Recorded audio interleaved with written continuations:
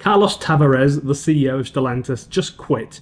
And it's puzzling. Why would someone earning 40 million euros last year, or 3.3 million euros a month, over 100 million euros in 3 years, walk away? There's just got to be more to this story. And today we're addressing the elephant in the room. Why would you quit when you're getting 3.5 million euros a month? It's possible, but why would you? What's really behind his sudden resignation? Stellantis is at the crossroads, a proverbial crossroads, and there's a lot to unpack, like the challenges that they're facing, what this means for their future. They've just been through an interesting 5 or 6 years, obviously. And as someone who's rooting for more affordable EVs in Europe, I can't help but pay close attention to Stellantis, one of the few key players with regards to smaller, cheaper EVs. Hello folks, thank you for tuning in. I'm Ben Alexander and I make EV news videos covering the latest happenings around the world.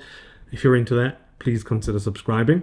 The auto industry is changing fast, and it's not just about EVs.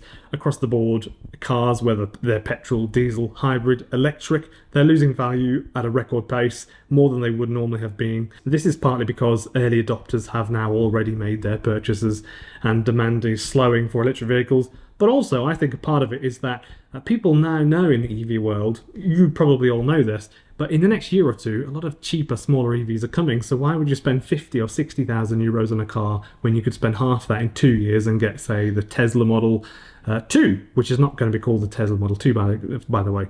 At the same time, Chinese manufacturers are bringing their EVs to the West. Not surprising, because 70% of the world's electric vehicles came from China last year. Stellantis, like Ford, has really struggled to adapt.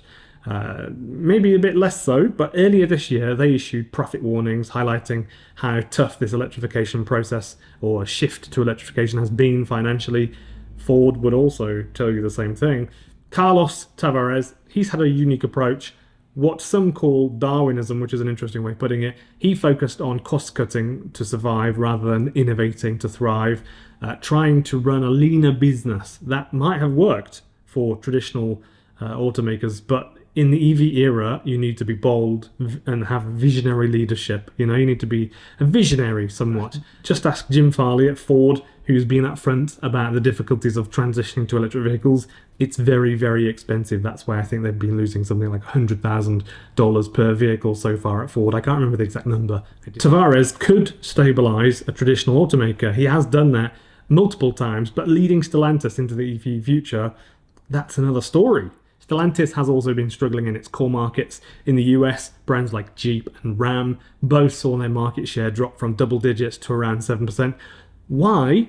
Their focus on expensive premium models alienated loyal buyers. Also, Toyota are doing exactly the same thing with, say, for example, their Hilux. Even brands like Fiat, they've been majorly overpricing the Fiat 500 EV. In Europe, things weren't so much better. Production delays during the EV rollout 2023-2024 for Stellantis caused revenues to drop by 27% in the last quarter. And then let's talk about the Fiat 500, which is absurdly overpriced. I remember seeing it for the first time and thinking, that's at least 40% too expensive. A Fiat 500 is by definition a small, cheap, basic car. It's not supposed to be a luxury purchase. And of course, they did the old pearl paint trick to make it upmarket. It's a lovely car. It's loved by people that buy it and own it and drive it. I've driven them. They're really, really nice. I even rented one actually from an airport in England last year, and it was really, really nice. I had it for a week, and I think it was £180 for the week. Really nice and good value as well. You get to drive around with it. Nice car. But is it worth spending that much money on to buy it? I don't think so. I think it's way overpriced. At the heart of his resignation was this big clash that I think everyone now knows about with the Stellantis board, whose job it is to make sure the company is going in the right direction. He reportedly prioritized short-term cost-cutting to boost profits, while the board wanted a long-term vision for the EV era, because they're obviously thinking long-term. And honestly, they're right. There's no point in doubling down on petrol cars anymore or thinking about a petrol or a diesel car. It's all about EVs moving forward. I think we're all kind of in agreement with that. So this tension between the short-term results and long-term strategy, something that we see a lot in corporate leadership. So Tavares was brilliant at turning struggling companies around, but transforming Stellantis into this global player in the EV world, that requires a different playbook. And I think it's likely the board that suggested he step aside rather than they go through the mess of firing him, basically. So he will now have to go and find a way to survive on his yacht, or one of his yachts, with only his tens of millions probably after tax, if he paid tax, to survive on. I don't know how he'll survive. Maybe he was okay with the idea of resigning because he's earned so much money. I don't really know. But there is, of course, the chance that he just wanted to resign. But it isn't sounding like that from the reports of the board.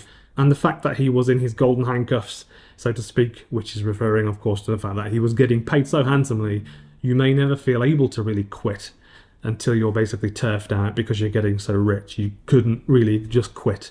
Whilst you're here, just quickly, please feel free to join on the Facebook group to chat with other viewers. And also, you're very welcome to join on Patreon and YouTube members with a free trial as well, which is nice. His resignation marks a massive shift for Stellantis. I'm really excited to see for the next 12, 24 months how this goes, how it improves the company, and a turning point for the wider auto industry. So Stellantis now has the chance to step up and lead the EV market with their resources. There's no reason they can't do this. And if they install proper battery cooling and thermal management in their cheap EVs like BYD, they've got a real chance at being competitive, I think. Please feel free to leave any comments, any thoughts you like, anything at all in the comments below. I'll get back to you for the next couple of days. I'll be checking this video and keeping an eye on it. And if it's not in the next couple of days, I'll probably just periodically check in after that.